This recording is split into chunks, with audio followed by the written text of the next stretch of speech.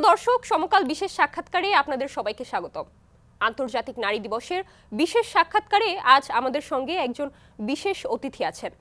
তিনি ব্র্যাক ব্যাংকের chief technology officer Nurun Nahar Begum. সঙ্গে আছি আমি নুসরাত জাহান। নারী ক্ষমতায়ন, ব্যাংকিং খাতে নারীদের ভূমিকা ও ভবিষ্যৎ সম্পর্কে নানা আলোচনা করব। তবে শুরুতেই অতিথির সঙ্গে আপনাদের পরিচয় করিয়ে দিতে চাই। নুরুন নাহার, সমকাল স্টুডিওতে আপনাকে স্বাগতম। ধন্যবাদ। কেমন আছেন? এই তো আমি ভালো আছি, আপনি কেমন আছেন? আলহামদুলিল্লাহ। আপনার কাছে আমার প্রথম প্রশ্ন, আন্তর্জাতিক নারী দিবস আপনার কাছে কি, দিনটি আপনার জন্য বিশেষ কেন?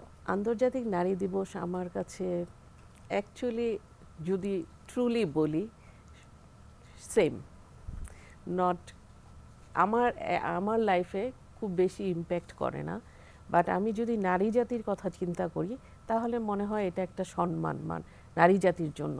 নারী জাতিরকে স্বীকৃতি দেওয়া হয়েছে এই দিনে, সেই হিসাবে ধরলে নিই আমি এইভাবে সম্মান।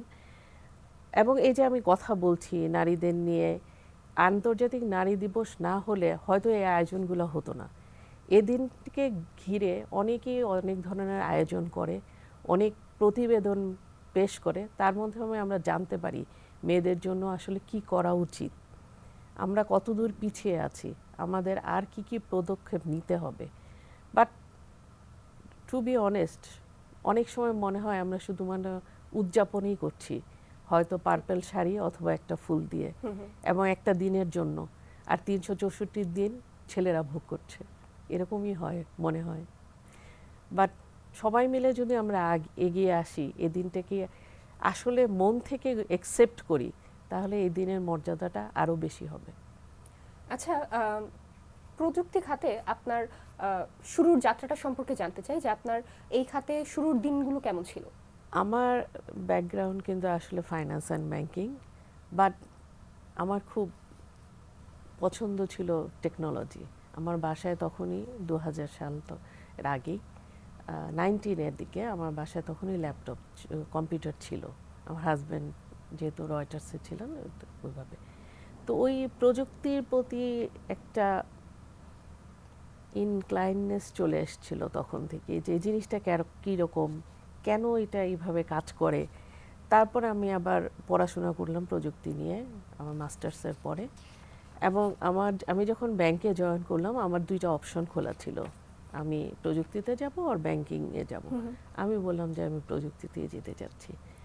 এটা আসলে প্রথমত পড়াশোনা নিয়ে আমি নলেজ অ্যাকোয়ার করেছি, তারপর প্র্যাকটিস। এই নলেজ অ্যান্ড প্র্যাকটিস দুটো মিলে আমার মন থেকে যখন এটা টোটালি অ্যাকসেপ্ট করে ফেলেছি প্রফেশন, অ্যান্ড যখন নিজের মন মতো কোনো প্রফেশন হয় সেটা কিন্তু আসলে খুব কোনো বাধাই তখন বাধা থাকে না। আপনারা জানেন যে প্রযুক্তির ক্ষেত্রে আসলে আমাকে 24/7ই অ্যাক্টিভ থাকতে হয়, বাট সেটা আমার কাছে কখনোই বাধা মনে হয় না, যেহেতু আমি মেন্টালি অ্যাকসেপ্ট করে নিয়েছি। আর ফ্যামিলিগত দিক থেকেও সেটা কোনো সমস্যা হয়নি। ফলে যদি বলেন শুরুর দিক থেকে প্রযুক্তি নিয়ে কোনো সমস্যা, আসলে প্রযুক্তি খাত আমার জন্য সমস্যা ছিল না। বাট যেটা হয় যে প্রযুক্তিতে মেয়ে আসছে, তাদের আমার যারা কম্পিটিটর বা আমি যাদের সাথে মিট করি তারা তখন বেশিরভাগই ছেলে ছিল। এখন আমি কিছু মেয়ে দেখতে পাই, তারা সহজে আমাকে মানে অ্যাকসেপ্ট না, আসলে ইজি হতে পারে না। মানে ধরেন আমি আর আমার সাথে আরেকজন সাবঅর্ডিনেট কোথাও গেল, আমার সাথে যে মিট করবে আমার সাথে কথা বলতে গিয়ে তারা হয়তো তার সাথে তার ছেলে মেল যে কলিগ ছিল তার সাথে বেশি কমফোর্টেবল হয়ে যাচ্ছে, তার সাথে বেশি কথা বলছে, তখন আমাকে আসলে তাকে কমফোর্টটা দিতে হয়, তার সাথে আমাকে কথা বলে তাকে ওই কমফোর্টটা নিয়ে তারপর আমার সাথে কথা, সেম পেজে এসে তারপর আমাকে কথা বলতে হতো। এই ধরনের ছোটোখাটো সমস্যা আমি ফেস করেছি, বাট তেমন মেজর কিছু না। এই যে ছোটখাটো সমস্যার কথা বললেন, এটা নিয়ে আসলে আমার পরের প্রশ্ন, যে এই যে আইসিটি খাতে নারীদের আনাগোনা তুলনামূলক কম, তো এরকম একটা মেন ডমিনেটেড ফিল্ডে আপনাকে কোনো মানে উল্লেখযোগ্য বাধার সম্মুখীন হতে হয়েছে কিনা, যেটা আমাদের দর্শকদের সাথে শেয়ার করতে চান? না, উল্লেখযোগ্য আমার জন্য হয়নি, বাট যেটা হয় যে আমাদের দেশে মেয়েদের ক্ষেত্রে, মেয়েরা যখন কোনো জব প্রেফারেন্সে যায়, মেয়েদের যদি কোনো ইচ্ছা থাকে, তখন আমাদের ফ্যামিলি পর্যায়ে আমরা কি বলি, টিচার হইলে ভালো মেয়েদের জন্য, অথবা ডাক্তার হইলে পেশাটা ভালো। আমরা চাই না ইঞ্জিনিয়ার মেয়ে হোক, খুব কম চাই না, একদম বলি না। ফ্যামিলিতে সবাই যদি ইঞ্জিনিয়ার হয় তখন বলে আচ্ছা ও হবে, কারণ বেশিরভাগই হচ্ছে একটা সেটেল 9টা 5টা জব, অথবা মানে প্রযুক্তি খাতে একটু কম মেয়েদের এনকারেজ করা হয়। তো এনকারেজমেন্ট যখন শুরুতে আসে না, তখন কিন্তু মেয়েদের সংখ্যাটা কমে আসলো। এরপরে যে সেটটা আসলো, তারা আবার পড়াশোনা করে বিয়ে শাদির পরে এই ফিল্ডে আবার ধরেন হাজবেন্ড অ্যান্ড তার ফ্যামিলির একটা মতামত চলে আসে, সেটাও যদি বাধা অতিক্রম করতে পারে, তারপরে তারা প্রযুক্তি খাতে কাজ করতে পারে। ফলে আমি পাই নেই, বাট সংখ্যাটা এই কারণেই কম যে আপনার প্রযুক্তি। আবার আমরা দেখছি প্রযুক্তি খাতে প্রচুর মেয়ে পড়াশোনা করছে, বাট জবে তারা আসছে না। হয়তো বাংলাদেশে আসছে না, বাইরে চলে যাচ্ছে। এমনও না যে, আবার যারা বাংলাদেশে আসছে তারাও দেখা যায় যে কয়েক বছর গ্যাপ দিয়ে যখন তারা শুরু করতে চায়, তখন এই ডিফারেন্সটা বেশি হয়ে যায়। তখন তারা ফ্রাস্ট্রেটেড হয়, চাকরি ছেড়ে দেয়, যে তার সময় যে ছিল সে ছেলেটা অনেক উপরে চলে গেছে, সে হয়তো পিছিয়ে পড়েছে। এই বিভিন্ন কারণে আসলে সংখ্যাটা কমে আসছে। তারা ফোরামে নেতৃত্ব দেওয়ার অভিজ্ঞতাটা কেমন, আর এরকম নেতৃত্বের জায়গাগুলোতে কি আরো মেয়েদের আসা উচিত আপনি মনে করেন? আচ্ছা, তারা ফোরামটা সম্পর্কে আমি দর্শকদের একটু বলতে চাই। তারা ফোরাম হচ্ছে আমি ব্র্যাক ব্যাংকে জব করি। তো ব্র্যাক ব্যাংকে আমাদের অ্যাবাউট 1800 এখন ফিমেল এমপ্লয়ি আছেন। এই ফিমেল এমপ্লয়িদের একটা প্ল্যাটফর্ম আমরা তৈরি করেছি, সেটার নামে হচ্ছে তারা ফোরাম। সেটাকে আমি চেয়ার করি। তো আপনি যেটা বললেন যে তারা ফোরামের মেয়েদের আশা, আসলে তারা ফোরামের টোটালটা মেনটেন করার জন্য আমাদের কিছু কমিটি মেম্বার আছেন। তো সেই কমিটি মেম্বারের আমরা 25 জন কমিটি মেম্বার, তার মধ্যে 23 জনই আমরা ফিমেল, কিন্তু 2 জন মেলও আছে। ঠিক আছে, তো আপনি জিজ্ঞেস করতে পারেন যে মেল কেন?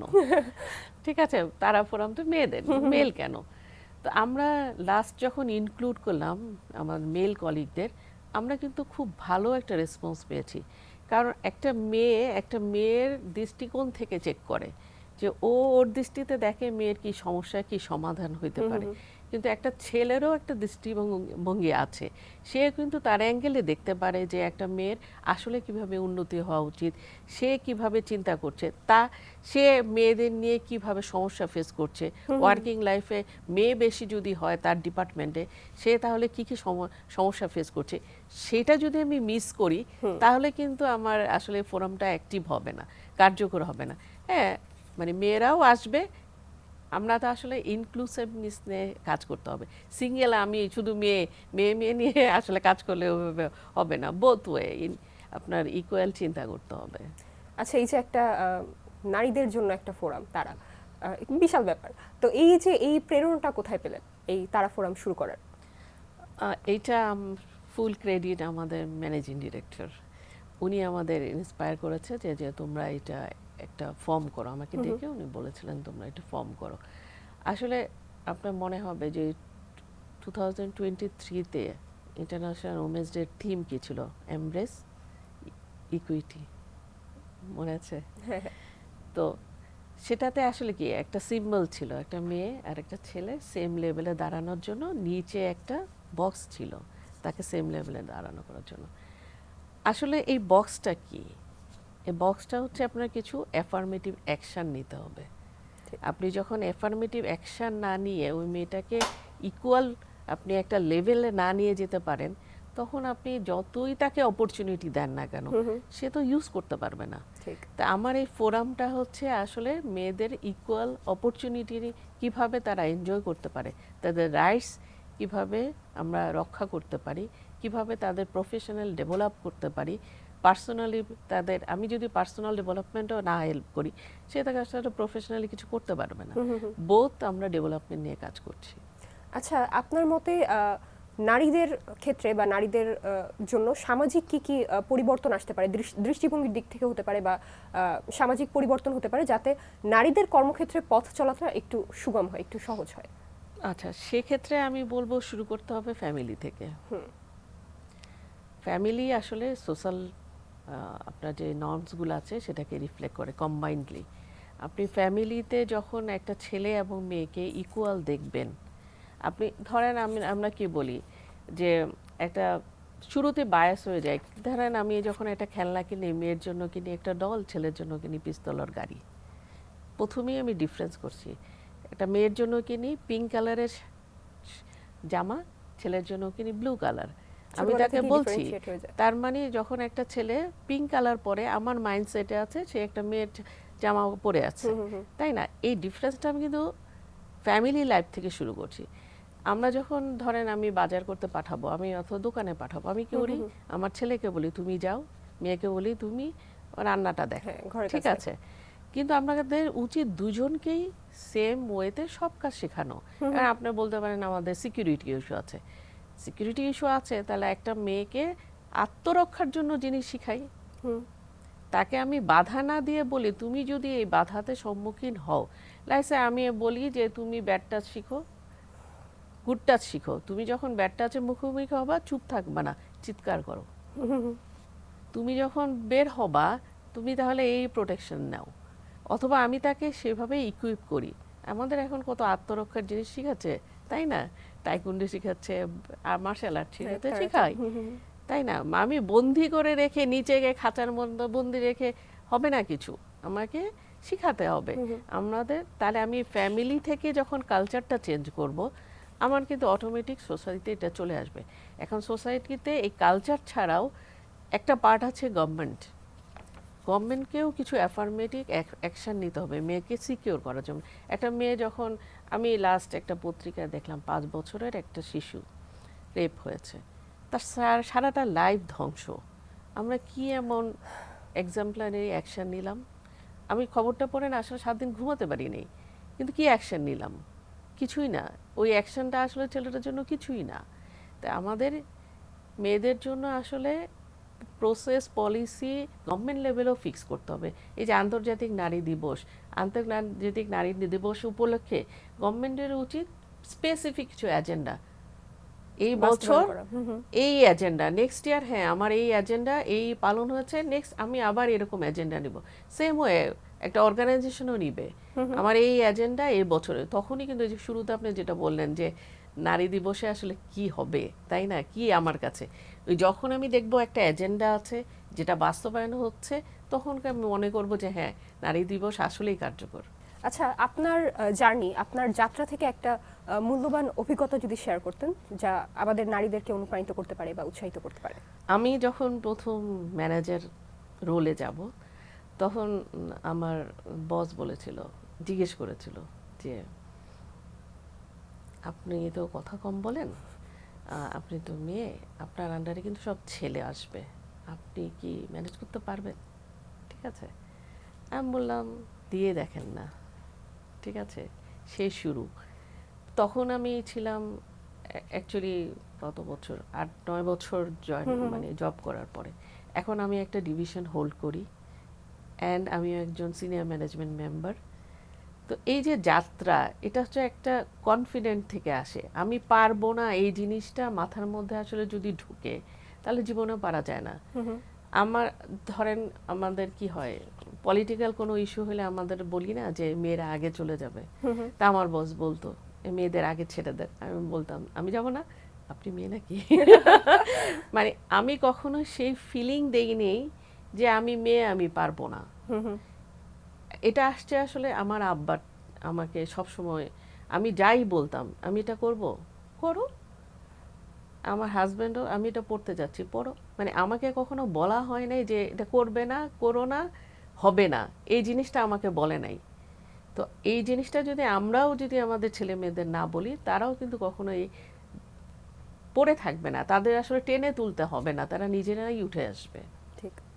আচ্ছা, আপনার খাতে, প্রযুক্তি খাতে যারা নারীরা আসতে চাচ্ছে তাদের জন্য আপনার কি পরামর্শ থাকবে? প্রথমত হচ্ছে নিজেকে সেট করতে হবে যে আমি কি চাই, আমি যা চাই সেটাতে আমাকে স্থির থাকতে হবে, সেটা নিয়ে আমি আমার মাইন্ড আগে স্থির হইতে হবে যে আমি এটা করব, তারপরে বাকিদের ইনফ্লুয়েন্স। আমি যদি বাবা মাকেই প্রথম ইনফ্লুয়েন্স না করতে পারি, তাদের মতামত ঠিক মতো না ম্যানেজ করতে পারি, তাহলে আমি হাজব্যান্ডকে কীভাবে ম্যানেজ করব? তারপরে তো সহকর্মীদের ম্যানেজ করা, তা আরও ফিল্ড অনেক বড়। তো আমাকে প্রথমে স্থির করতে হবে আমি কি করব। এরপরে ধরেন আমি পড়াশোনা করলাম, জবে গেলাম, এরপর আমাকে ডিসাইড করতে হবে প্রায়োরিটি। আমার আসলে লাইফে, একটা মেয়ের লাইফে অনেক ধরনের কাজ চলে আসে, আমাদের আসলে প্যারালাল প্রসেসিং করতে হয়। তো ওই প্রসেসিংয়ের মধ্যে আপনাকে প্রায়োরিটি সেট করতে হবে, কখন কোনটা আমার প্রায়োরিটি। আমাকেও প্রায়োরিটি অনুসারে কাজ করতে হবে। আমি যদি প্রায়োরিটি সেট না করতে পারি, সারাক্ষণ মনের মধ্যে একটা দ্বিধা কাজ করবে, এটা গিল্টি ফিলিং কাজ করবে। আমার ছেলের এটা প্রায়োরিটি ছিল, ছেলের ওখানে গেলাম না। আমার মেয়ের আজকে স্কুলে যাওয়ার কথা ছিল, গেলাম না। কারণ আমি তো প্রায়োরিটি সেট করতে পারি না, এজন্য আমার মনের মধ্যে ওই জিনিসটা থাকবে। তাহলে আমাকে প্রায়োরিটিটা সেট করতে হবে। আর জবে আসলে আরেকটা জিনিস, সেটা হচ্ছে নেটওয়ার্কিং। আপনাকে নেটওয়ার্কিং ম্যানেজ করতে হবে। এই 3টা কাজ করতে পারলে কেউ আপনাকে ঠেকাতে পারবে না, সেটা ছেলে হোক মেয়ে হোক। আপনাকে অনেক ধন্যবাদ সমকাল স্টুডিওতে আসার জন্য। আপনার এই মূল্যবান মতামত নিশ্চয়ই আমাদের দর্শকদের জন্য অনেক সহায়তাকর হবে। থ্যাংক ইউ সমকালকে, থ্যাংক ইউ দর্শককে। দর্শক, এই ছিল সমকাল সংলাপের আজকের আয়োজন। হয়তো নতুন কোনো আয়োজনে আবারও দেখা হবে আপনাদের সঙ্গে। এতক্ষণ আপনাদের সঙ্গে ছিলাম আমি নুসরাত জাহান। দেশ বিদেশের সংবাদ সবার আগে জানতে ভিজিট করুন www.সমকাল.com। ভালো থাকুন, সুস্থ থাকুন, সমকালের সঙ্গে থাকুন।